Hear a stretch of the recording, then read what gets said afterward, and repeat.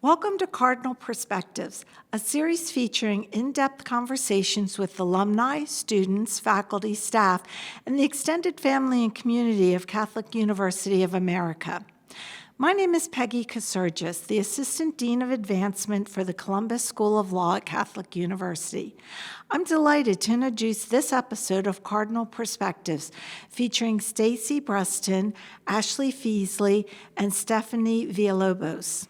Stacy Brustin is the Director of Immigration Law and Policy Initiatives and Professor of Law Emerita at the Catholic University of America Columbus School of Law, where she teaches on forced migration and human rights, leads pro bono service trips to the U.S. southern border, and founded the Immigrant and Refugee Advocacy Clinic.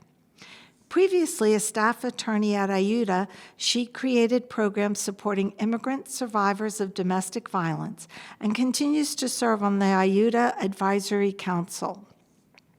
Stacy is also a member of the ABA Commission on Immigration and publishes widely on immigration, family law, and access to justice, bringing decades of experience in advocacy, litigation, and education to her work. Ashley Feasley is the legal expert in residence at the Immigration Law and Policy Initiative at the Columbus School of Law. She brings extensive experience in immigration and refugee policy, having served in senior roles at the White House National Security Council, U.S. Customs and Border Protection, the U.S. Conference of Catholic Bishops, and several leading nonprofit organizations. Ashley has taught at both Fordham University School of Law and Catholic University's Columbus School of Law. Stephanie Villalobos is a third-year student at Catholic University's Columbus School of Law.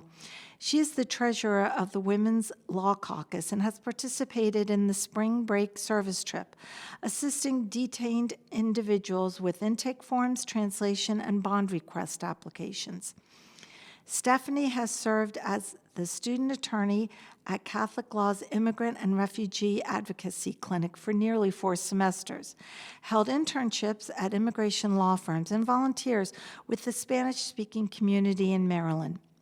I'm excited to bring you insights into the Immigration Law and Policy Initiative through this conversation. Let's get started.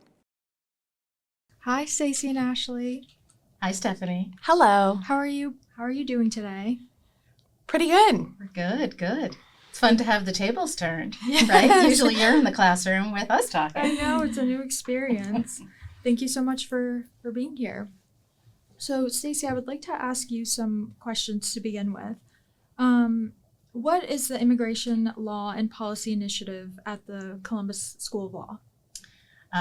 The initiative is a relatively new project that we're very excited about having here at the law school.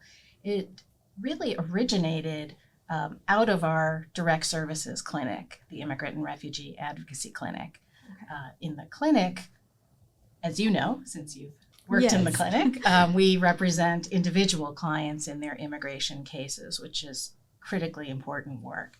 Absolutely. We realized, though, that in addition to providing direct services, and in part because of the experience we have on the ground in the clinic, it would be really important to complement that with more systemic advocacy work and to Right. use the resources of the university to conduct research on immigration and refugee issues, to do more conferences and projects that resulted in community education, and so that formed the incentive to start the Immigration Law and Policy Initiative. And the initiative itself advances teaching, research, and advocacy on the issues of immigration, particularly forced migration, and ensuring that the right to seek refuge is protected. Great. That's wonderful to hear. What would you say is the difference between the policy initiative and a law clinic? Well, our policy initiative, we still involve students. Students are a really important part of what we do. But rather than representing individual clients, they work with us to do bigger research projects. So for example, right now, we are undertaking a project to look at the impact of mass and indiscriminate enforcement policies on children, families, and communities. And so we have law students that are working on background research. We're going to be conducting surveys of faith-based organizations around the country. And Ashley can talk more about that. She's really taking the lead on it. And so the students are going to be helping us collect the data, analyze the data, and we're going to be finishing that project up with a fact-finding report. That's wonderful. Based on our research. So the students definitely get involved. And we're very fortunate because this is our first year with a legal expert in residence, Ashley Feasley. And she can tell you more about the work she's doing. But that's something else that our project allows us to do that maybe the clinic doesn't have the capacity to do because they're so busy on individual projects. It's to tap experts in the field. Mm-hmm. In Washington, D.C., we have incredible talent. And so Ashley is here as our first expert in residence, using her policy background, her experience in government and nonprofit organizations to help us do the research and the advocacy work that we want to do. And I think one of the unique things that's maybe also different from the clinic is that our goal is not to do this work on our own. It's to partner with other organizations. So right. To partner with faith-based organizations, secular organizations, and work in collaboration in order to initiate policy change or court reform or to engage in community education. We feel that as a law school and as a university, we have a lot of resources that we can offer to these organizations. And all the work is really sort of in service of the church's position on immigration and the way that really kind of dovetails with the due process issues that we work on in a law school. Right. I think that's incredibly important for students. I mean, it's a new experience for sure. Is this is this a year-long program? Is it a semester? Well, I mean, it's not a course in that sense. What we do is we offer research fellowships for students. We are trying to encourage and start more courses in the area of immigration and refugee law. So students are taking courses, like I'm teaching a course right now on forced migration law and policy. And Ashley's teaching a course as well that she can describe. And so we have more students involved in this work. And then we also, in collaboration with the clinic, they are one of our partners, we sponsor and lead a spring break legal services trip. And it's been just about every year. Yeah. And so students apply to participate. The law school generously sponsors the program so that all students can participate. I know you're familiar with it because you went to Albuquerque and El Paso last year. Yes. And so that's another way that students get involved in our work.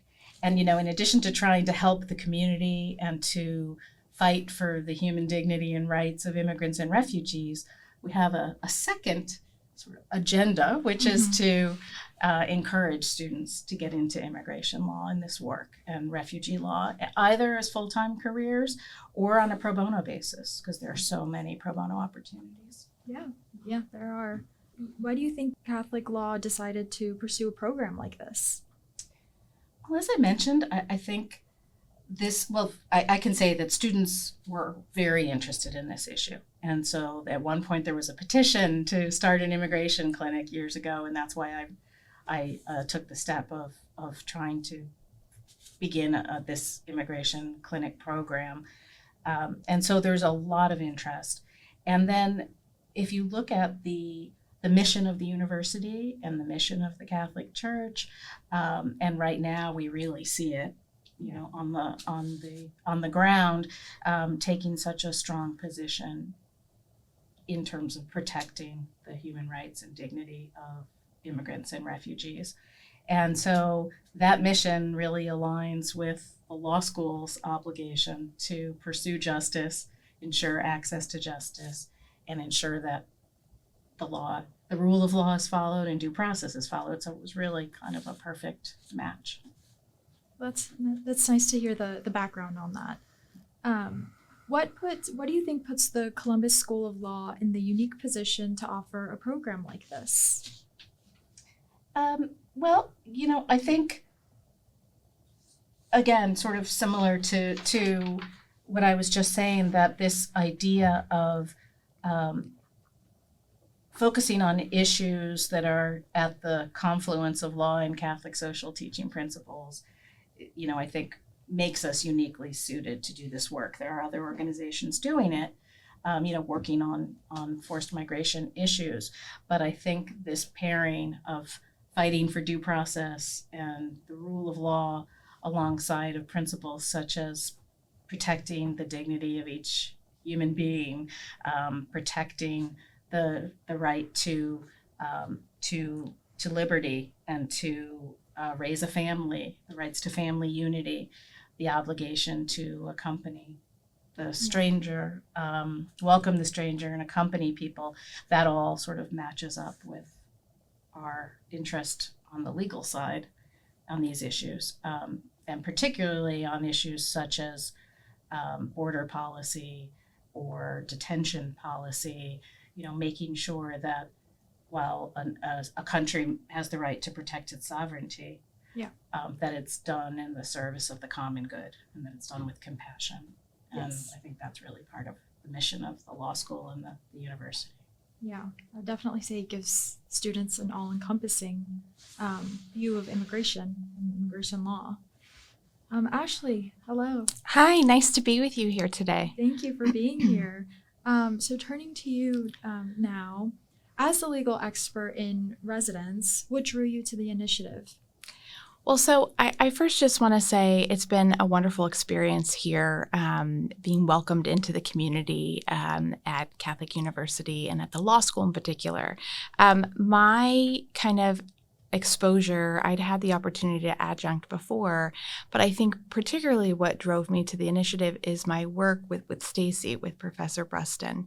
We had an opportunity to collaborate together in part of what I think, Stacy mentioned about collaborating with other Catholic organizations when I worked at the U.S. Conference of Catholic Bishops, and we were able to do some cross-cutting research on unaccompanied children and provide some interesting data, but also some recommendations as it related to their care in government custody. And it was just a really wonderful opportunity for me. And when the opportunity came to think about collaborating again and being able to come and work interdisciplinary here, I jumped at the chance. I think it's truly a great chance, I think, to promote the interdisciplinary immigration law and its intersection with policy, particularly in today's times.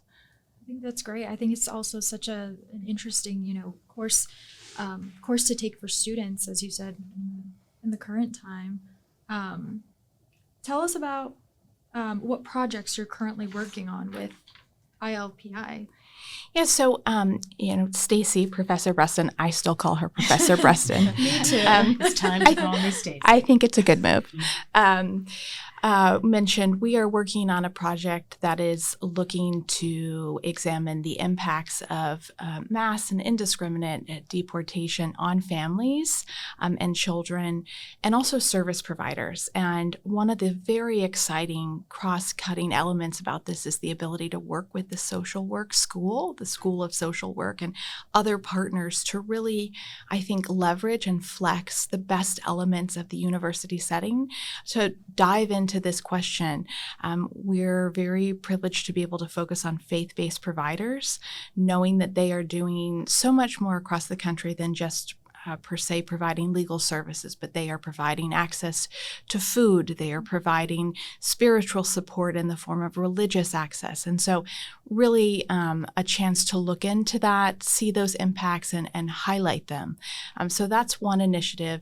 Another thing I do really want to highlight is we're also going to be working with other partners on a narrative project that talks about engaging Catholics to talk about their family migration story and what that meant to them in terms of what they know about their story, what they know as how it relates to them being Catholic or living here in the United States as a citizen or a resident.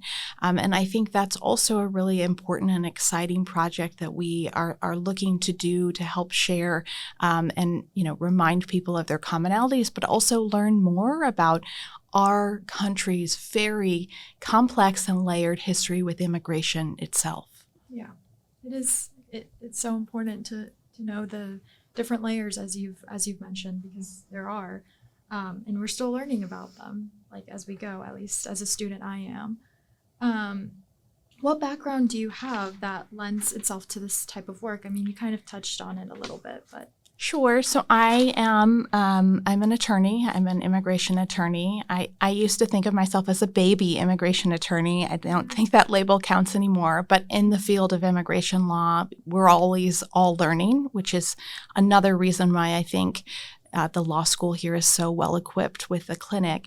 I worked for the U.S. Conference of Catholic Bishops on their migration policy work, and we did a lot of, work around some of the programming that Catholic organizations had, like refugee resettlement, working with unaccompanied children, legalization, and then also I had the chance to work in the federal government. I worked for the Biden administration, and I worked in various branches, including the Department of Homeland Security, Health and Human Services, and then at the White House. So it's been very much an education, I think, in every place I've gone, but it's been helpful, I think, to give some perspectives of that real intersection between immigration law and the policies that kind of inform and sometimes ultimately shape our laws and how they're applied.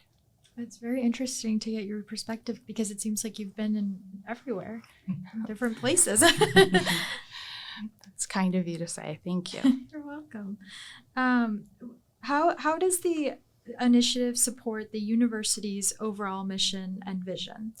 So I'm a Catholic. I'm a cradle Catholic, and I think it's so wonderful to see this exciting level of activity at the Bishop's University. Understanding just, we saw recently the Bishop's pastoral message on immigration, and seeing how united the Catholic Church is about this issue.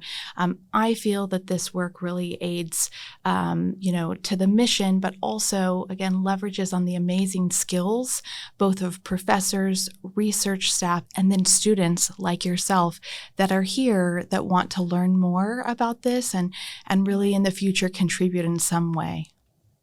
That's wonderful. What is in store for the future of ILPI?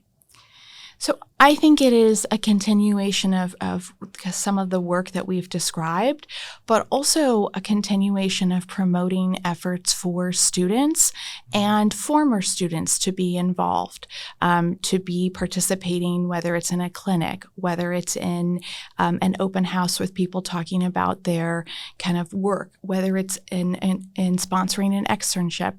And I think also looking for ways for individuals to share things like the Narrative Project and promote kind of larger understanding of the U.S. immigration system, the policy implications, and then, some of the teachings that we have, particularly as it relates to the Catholic Church on this issue.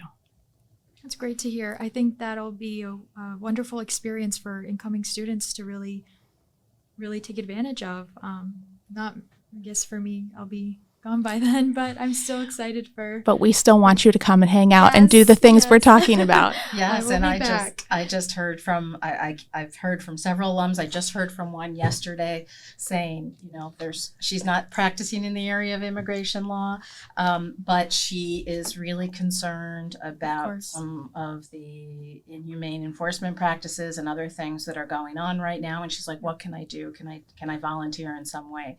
So we're coming up with some ideas for alums as well to participate. But it would be great to hear more about your experiences. Of course. And you've participated in the Immigration Law and Policy Initiative in a couple of different ways, as well as the clinic. Can you tell folks a little more about that? Well, of course. I will start off with my clinical experience, if that's okay, because I began with that experience here. I did it in my fall semester of my second year, and it was really a memorable experience. I think it's definitely a one-of-a-kind experience that I'm glad Catholic law offers. Not only just what we learn about current immigration policies and the different immigration processes in general, asylum and primarily, but it's just also the relationships that I've been able to establish within, working on the cases that I've been assigned, and just getting to have that one-on-one experience with clients is truly one of a kind. I think that has reinforced my desire to want to pursue the immigration field, and I'm very grateful for that opportunity. I can, definitely go more into specifics about the clinic, but I will say that I've been there for a very long time now, like 5 semesters. Well, yeah, because I worked there over the summer too, and it's just been nice to really continue with the clients I started with, some from the start, and get to know them as individuals outside of their processes as well. And what skills would you say you developed through that experience, since you have had an opportunity to work on a number of cases? Yes, a lot. I would say first, being organized and timely. You have deadlines for certain things, for certain applications, and for certain tasks you need to get done with clients. I would say patience as well. Just because you're going through somebody's story kind of a day at a time, really. Like, you're taking time, you're really getting to know them, and it's a slow, it's a slow process in the sense of, like, you're not going to know everything in one day. You continue forming that relationship with them. I would say also being empathetic, just knowing how to communicate with them. We are offered trainings for trauma-informed trainings, so I think that's been critical to my learning, not just for my professional development, but as a person as well. I think those skills I will definitely carry on with me past law school, for sure. And any other experiences outside of the clinic?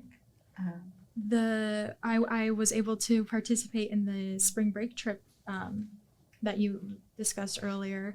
Yeah, that's been, I would say, it's kind of like a bittersweet experience, in the sense of, like, it's incredibly sad to experience, for sure. But it is, for me, wanting to go into this field of work, I felt like it was needed. So where did you go, and what kind of work did you do? We went to Albuquerque for a few days, and we visited a detention center there, and they were there with a law center, and we were able to fill in intakes for clients who were in this detention center, learn about their experiences, not just, in their home country or wherever, but in the detention center itself, terrible conditions that they were going through, just getting to speak with them. And then we helped, in some cases, we helped translate. I know a few of my peers and we translated in Spanish for some clients, or some individuals who were detained.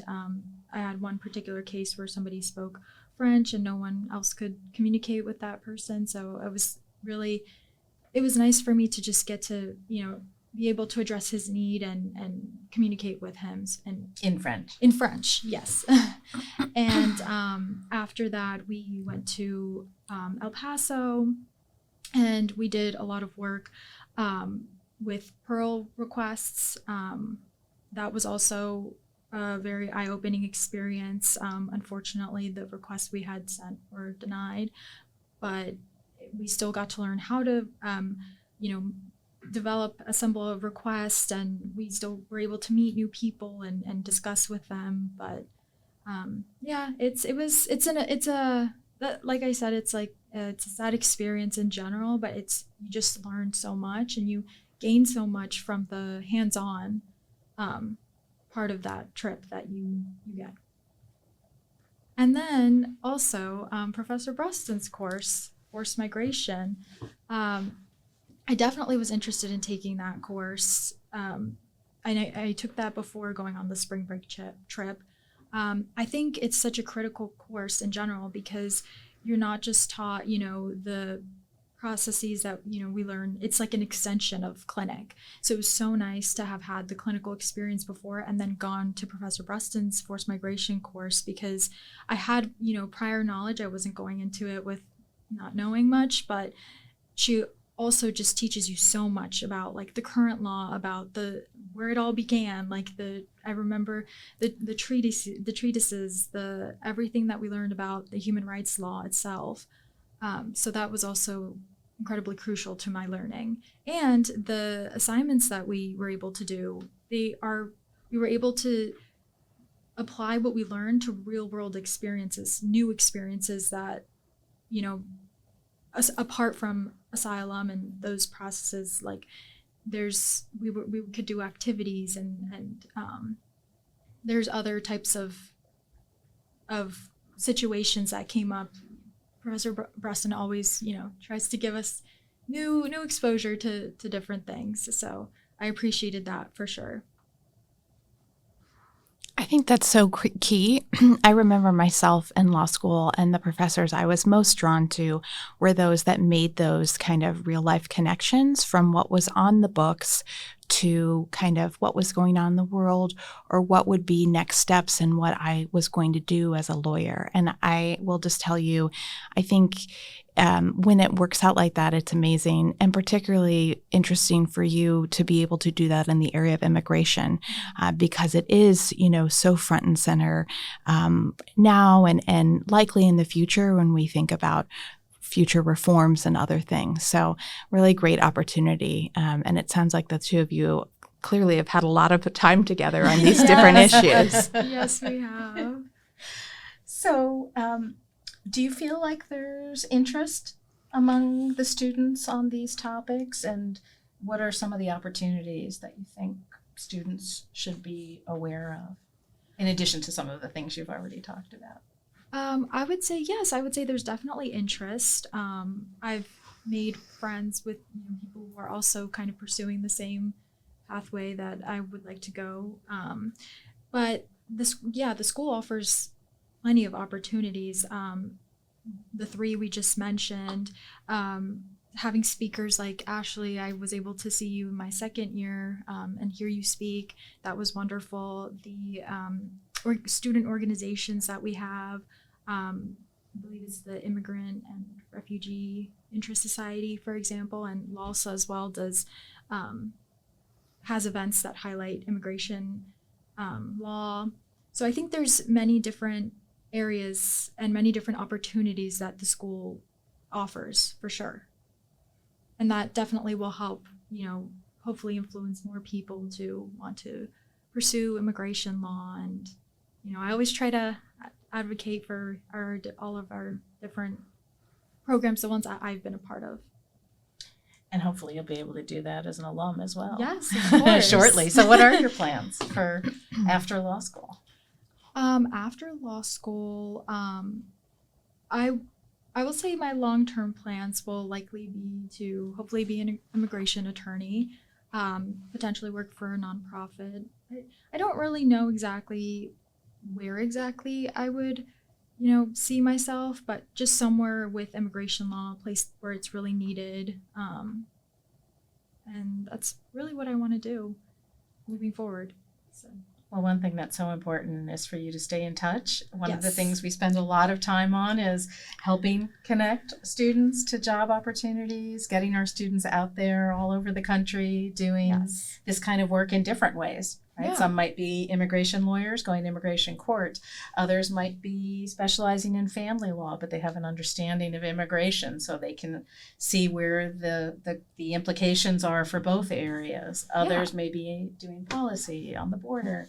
And as you're well aware, right now there are more opportunities than ever, Yes. unfortunately, to Right. be advocating and pursuing justice in this area. So we're Yeah. really excited I agree. to keep up and Yeah. hear what you're doing, Yes, down of the course. road. I will and to definitely. be in when we're, like I said, we're trying to rope in our alums and keep them connected. Of course.